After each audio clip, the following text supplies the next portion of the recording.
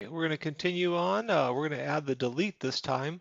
We're going to head and open the programs again from the previous turns around.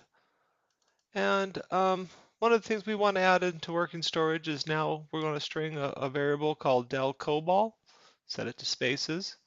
In the example above, we are going to go into design, and I'm just going to left click and I'm going to copy the button and I'm going to put it right next to it. And I'm going to go over and change the name to delete. So delete. And go back and it says delete. I'm going to right click, action, and we want to set up.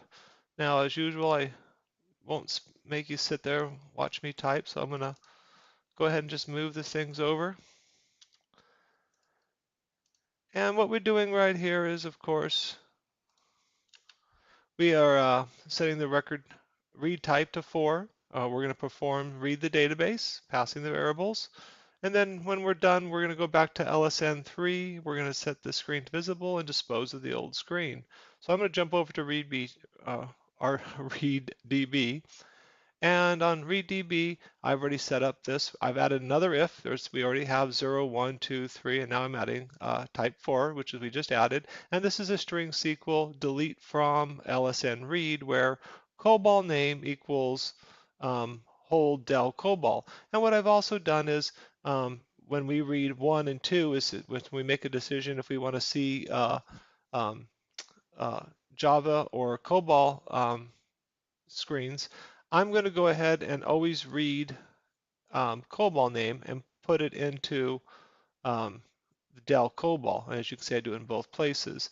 And I'm going to use del COBOL to make the decision if this needs to be deleted. So if I've done this right, we'll go ahead and run this and see the results. I'll go in by COBOL and I'm going to look at COBOL. And I've decided this is not very good, so I don't want this one since it was just an example. So I'll click on delete and I go back to the main screen and now I just have display. So that seems to be working just fine. And that's how you do a delete. The next time we'll add update, and at that point we'll have a read, insert, a select, and update and delete. We've completed all those. So stay tuned and we'll talk to you next time.